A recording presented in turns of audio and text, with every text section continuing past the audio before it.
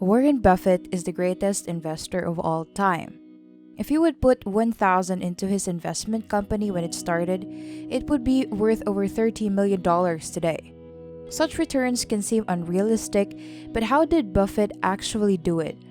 The answer is, he understands what most people don't and is sticking to a few key principles that you can implement in your daily life. Keep watching because by the end of this video, you will learn a lot of them.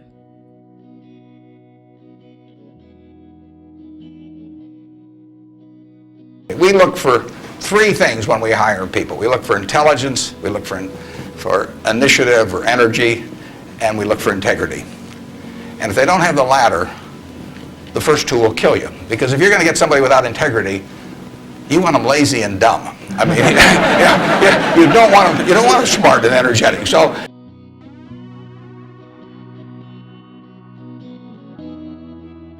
the answer is that investors behave in very human ways, which is they get very excited during bull markets and they look in the rearview mirror and they say, I made money last year, I'm going to make more money this year, so this time I'll borrow, or the neighbor says, I wasn't in last year when that neighbor was dumber than I made a lot of money, so I'm going to go in this year. So they're always looking in the rearview mirror.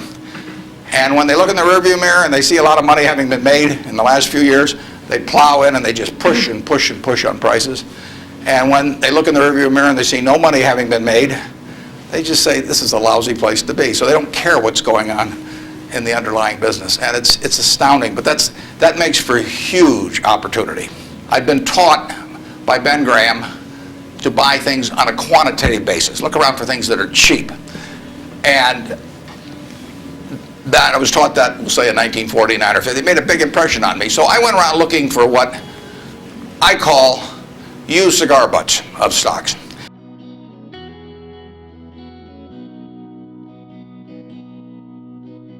And the cigar butt approach to buying stocks is that you walk down the street and you're looking around for cigar butts and you find this on the street, this terrible looking, soggy, ugly looking cigar, one puff left in it. But you pick it up and you get your one puff. Disgusting, you throw it away, but it's free. I mean, it's cheap. And then you look around for another soggy, one puff cigarette. Well, that's what I did for years. It's a mistake.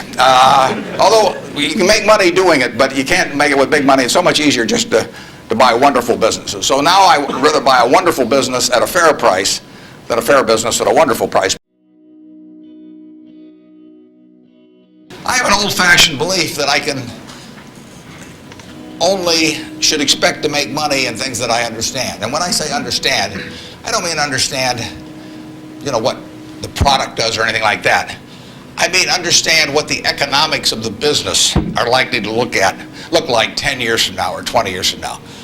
I know, in general, what the economics of, say, Wrigley chewing gum will look like 10 years from now. The internet isn't going to change the way people chew gum. It isn't going to change which gum they chew. If you own the chewing gum market in a big way, and you've got Double Mint and Spearmint and Juicy Fruit, those brands will be there 10 years from now. So I can't pinpoint exactly what the numbers are going to look like on Wrigley, but I'm not going to be way off if I try to look forward on something like that. Evaluating that company is within what I call my circle of competence. I understand what they do, I understand the economics of it, I understand the competitive aspects of the business.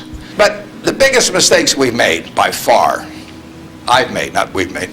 biggest mistakes I've made by far are mistakes of omission and not commission.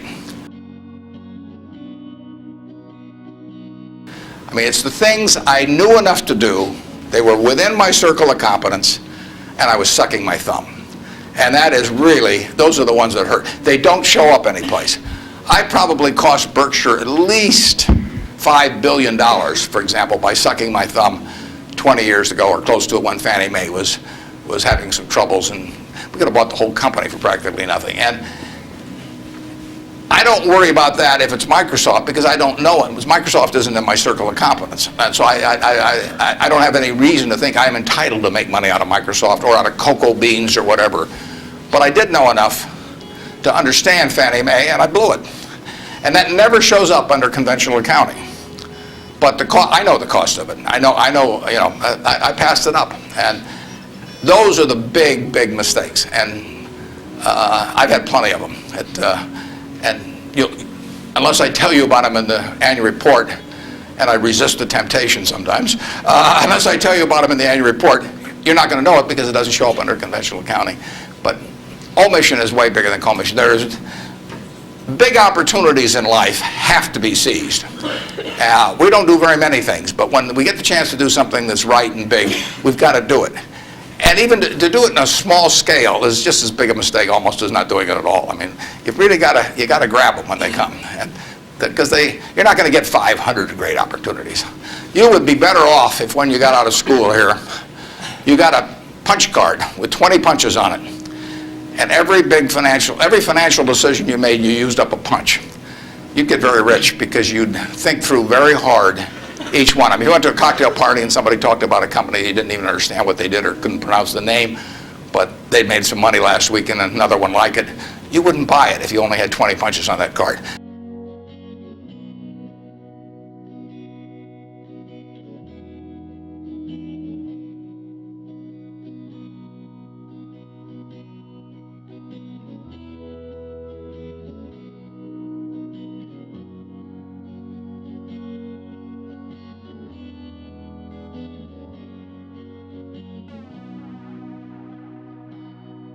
In terms of our wholly owned businesses, we're not going to sell no matter how much anybody offers us for them. I mean, if somebody offers us 3 times what something is worth at See's Candy, the Buffalo News, Borsheim's, whatever it may be, we're not going to sell it. I may be wrong in having that approach. I know I'm not wrong if I owned 100% of Berkshire because that's the way I want to live my life. I've got all the money I could possibly need. You know, it just amounts to a change in the newspaper story on my obituary and the amount of money that the foundation has. And to break off relationships with people I like and people that have joined me because they think it's a permanent home, to do that simply because somebody waves a big check at me would be like selling one of my children because somebody waved a big check. So I won't do that. And I want to tell my partners I won't do it so that they're not disappointed in me. More and more with certain stocks, we've got that approach. Now, if we were chronically short of funds and had all kinds of opportunities coming, we might have a somewhat different approach. But our inclination is not to sell things unless we get really discouraged perhaps with the management, or we think the economic characteristics of the business change in a big way. I mean, and that happens. So, but we're not going to sell simply because it looks too high. So now let's go over here. Hello, Mr. Buffett. I got 2 short questions. One is, how do you find intrinsic value in a company? Well, intrinsic value is the number that if you were all-knowing about the future and could predict all the cash that a business would give you between now and Judgment Day, discounted at the proper discount rate, that number is what the intrinsic value of a business is. In other words,